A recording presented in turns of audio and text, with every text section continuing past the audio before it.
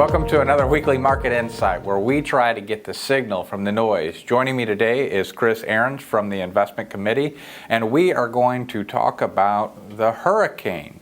It is catching the news, obviously a tragedy. There are millions of people without power in New Orleans, and it's about 16 years since we had the horrific event of Katrina. Now, one of the reasons that I bring this up is because often after a hurricane, we see a lot of news and the media talking about how this is a tragedy, but ultimately good for the economy. And there's actually a French economist or pamphleteer, Frederick Bastiat, who had a broken window fallacy. And his rhetoric and the way that he would line things up and just the logic of it was just really, really good. And in this fallacy, he calls it the broken window fallacy, that you have a baker who, a small boy, throws a rock through the window. And everyone's upset because this child has broken the window of the baker. But then you always have the academic pointy head who says, you know what, this is actually good. We shouldn't be upset because what this has caused is economic activity. And now the baker is going to have to replace this window, and they use the term glazer then. So the glazer is going to get payment. And let's say that glazer now has this new money, and now he wants a new pair of shoes, so he's going to go to, also an older word, a cobbler, who's going to make him a pair of shoes. And all of that is true. That is known as the seen. And it's really easy to see that activity. But what about the unseen? Let's say that the kid didn't break the baker's window. Instead, the baker would have had the cash for other things. So instead of replacing his window, maybe he would have gone straight to the cobbler and now he has a shoe. So really what we're looking at is just a transfer. It's a zero-sum game. There was no additional input or anything gained by this. It was just there was some wealth transferred to the glazer and then eventually transferred to the shoe. But everyone ends out the same except the baker. Because the baker would have had both a pair of shoes and a glass. And remember, the glazer would have still had the glass to sell to somebody else. So in a situation where there's destruction, we may not see a change in GDP or an uptick, but we do have a society that has less wealth. Because in the scenario where the kid broke the window, we only have the replacement window and the pair of shoes, where if he didn't, we would have had the window in the baker, a new pair of shoes, and the window that was still at the glazer. So is it a flaw in GDP, or we're just not measuring economic activity correctly? We don't measure what would have happened, so it's the unseen. So that we just don't see what would have happened if this didn't happen. Now, the thing is hurricanes and even children breaking the window, right? The conspiracy theorists will recognize that the child throwing the stone is the glazer's son, right? So it's these things do happen. If we look at hurricanes and we look at natural disasters, hurricanes are actually one of the most consistent and certainly one of the biggest ticket items. And we have property and casualty for that because it is a tragedy that we have storms and they do bring destruction. And thankfully we have property and casualty. But let's take that same scenario, the seen versus unseen. So now we have Ida, and there's going to be infrastructure spending that is needed in New Orleans, and it's needed. And whenever you look at the New Orleans economy, it's going to look like it's been stimulated by GDP because there is a transfer of money that has been sent to New Orleans to replace the infrastructure that has been destroyed. So we'll see that. That is the seen part. What we won't see is the money that the property and casualty companies would have used and saved for other investments to fund future catastrophes where they would have to pay out. That doesn't happen. So the thing that we lose as an economy is not the spending. The spending was going to happen either in investments or having to replace things. What we're losing is all the innovation that would have come from the investments that the property and casualty would have made. Right. Now, transfer from investments to spending? Absolutely. Well, it's transfer to investments and spending, but the spending that is happening in New Orleans is reinvestment. It's just on investments that would have been there right. If there wasn't a hurricane. So it's still going to be a consumption investment for GDP. Another thing that I notice that happens a lot whenever the hurricanes come about is talking about the severity of the storms, that the storms are getting worse and we're seeing that in the dollars. Now, the storms may or may not be worse. That's not the argument here, but it's likely not the severity of the storms that's really driving these costs up over time. It's that we are developing areas. So if we had a storm come through and it's across the beach and there's no development whatsoever, we're not going to account for all the trees and all the different changes that have happened in the environment because there was no economic component. There's no insurance claim for the trees getting destroyed. Or if there was, it's not going to be very high relative to a building. Instead, as our economy continues to grow and we add additional infrastructure that is now in places where storms may have gone through an empty area, the amount of infrastructure that's in place for these storms has actually increased. So let's take Florida, being that hurricanes are typically the biggest event that we see, and we know Florida gets them often. And we can look at the population growth for Florida. A lot of people don't know this, but in 1960, Florida was not really the state that it is today. When we talk about the Electoral College and other things, Florida has a major influence. It's one of the most populated states in the country. That was not the case in the 1960s. It's just a bunch of swampland. It's really not developed.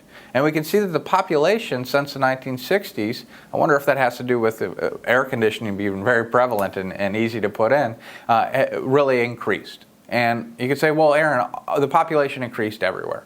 Well, we can look at the House of Representatives because the House it's basically been static as the number of representatives that we have as a nation for quite some time. In 1944, they had 6. By 64, they had 12. And now they're up in 2004, 25. I didn't pull up the number for the current one. I bet it's pretty much right there. Likely to go up with the amount of people that are continuing to move to that state. But all of that population has meant that beaches that were empty before now have all kinds of condos and hotels and resorts and retail. So whenever a hurricane comes through, there's more places to hit in Florida with population, and that infrastructure has certainly been built up. So that's what's driving the increased costs. Once again, not saying that storms are or not more severe, but what is happening is there's just more in the way of those storms now. So that gets us to the next thing, is the infrastructure spending. We haven't really talked about it much lately. No. It's been moving slow, and I don't want to constantly be talking about it, and it just keeps getting pushed back out. Yeah, there's a lot of going back and forth with the politics. I know that the Speaker of the House said she wanted to get the $3.25 trillion done before they do the infrastructure bill. And the Senate has now approved an additional $550 billion in spending. It is a $1 trillion deal, but it's that there was several things that are normally going to be spent on, and they added $550 billion to it. It is set for September 27th for the House to vote on. I would say that it's likely to go through. I know Senator Cassidy from Louisiana is now helping push this on because his state would benefit from the infrastructure spending, and they're certainly going to need it after a hurricane. I think we could skip the themes. So each month, and we're here on September 1st, we've been looking at the seasonality and just we're in that kind of the months that tend to be the weaker months. And September is certainly a weaker month whenever we look at all-time highs by month. It is the lowest out of the 12. Anything? Do you think money supply has anything to do with this? I know that's seasonal and does tend to slow down. And where are we right now with money supply growth? Yes, so we are trending down on the growth. So we've had several, I think it's 8 weeks now of negative growth, meaning that we're at 13%, 12%, 11%, 10%. But it's still double-digit increases. So though we are seeing a slowdown in money, we still see a lot of money being created. So that's why to be defensive and seeing numbers like this and knowing we're in the season, we've moved up market cap because we could easily just see the market continue on new highs. We don't want to abandon the market and go to cash despite the elevated risk. We want to have some market exposure. We just want our market exposure to be a little bit more defensive if we do have a pullback. And yes, it is seasonal, One thing we do with our money supply is we do not adjust for seasonality. The reason is the same reason that you do not adjust to dress for the average temperature in St. Louis. Otherwise, you're going to be really cold in the winter and you're going to be really hot in the summer. We try to dress for what the temperature is right now. Now, why it tends to go down, there's a lot of things. So people are going back to school. A lot of companies end their year in October. So there's a lot of speculation on why it continues to happen around this time of year. And I don't think anyone's really gotten a satisfactory, definite answer on that. But we do see it each year. And then if that's the bearish case, or kind of some concern whenever we look at technicals, astrology for grown men, the other component is we've had a pretty solid run. We're 7 straight months of continual winning. So we've looked at that seasonality. We saw that August was a really good month, and we had another good month. It ended up higher than it started at the beginning of the month.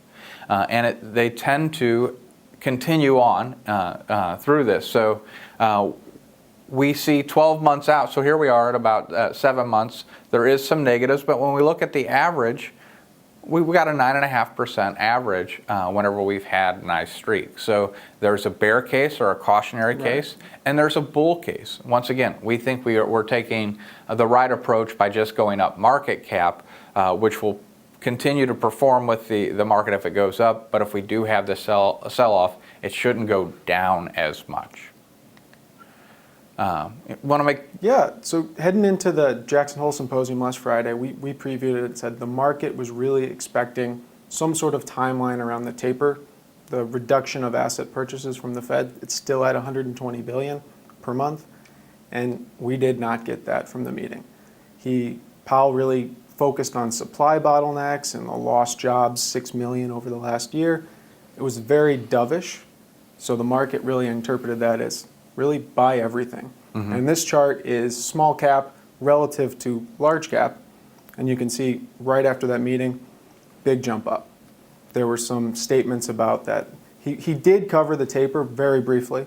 He said we're well positioned and we're looking at it and we might or we could reduce by the end of the year.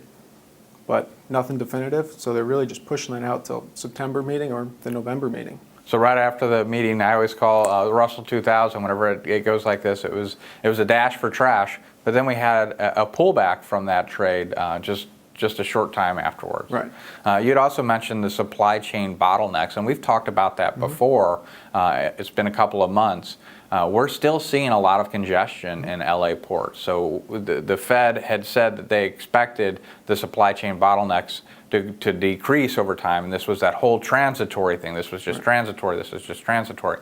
For whatever reason, it's still pervasive, and we've actually are higher than we were on the previous bottlenecks. So that is concerning, especially on the inflation front. They did continue with the transitory talk, and they even showed graphs. They removed some goods and removed some durable goods and said, we're actually at 2% for their target for inflation. Yeah, we just removed the things that are high. And so they said, we're good here, and then this transitory stuff will get removed. So the market interpreted that as very dovish. And another thing they said was something you referenced last week is, when do the rate hikes come? Always out in the future. Always out. After the rate hikes will come after they're done tapering, and they haven't even started tapering. They really tapered the taper. And we have seen an increase in CPI, PPI whenever we're looking back trailing 12. So I think this, whether we're having inflation or not, is still a debate. I don't think there's been anything definitive of whether this is going to be short term, which I guess you can always change the time frame of what you mean short term, it's relative or long term.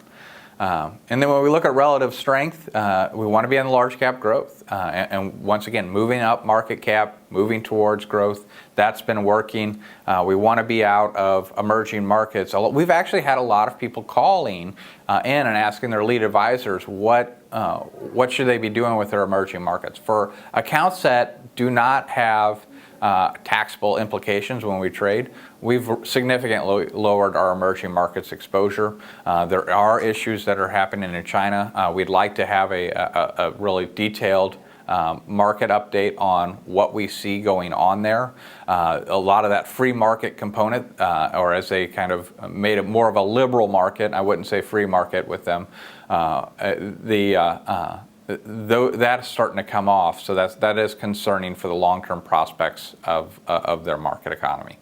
Well, I think that's going to wrap up. A couple of market insights that we have coming up is items on China, kind of doing that deep dive on China. We're also considering a variable annuity deep dive to really explain the product, where they make sense, how they're sold incorrectly, and really how you protect yourself. So if there's one of those that you really prefer, why don't you send a lead advisor a note saying, I would really like to hear that one first, so that we start working on the things that are more what you're more interested in. And if you have any questions, please reach out to your lead advisor. We'll go ahead and put the number up here on the screen. You can also go to our website and request an appointment with them. And if you haven't subscribed yet, please subscribe and hit that like button. That like button, if you think this is informative and good information, that helps us get moved up in the algorithm of YouTube, so we're in other people's feeds so they can get good information. Thank you and have a good day.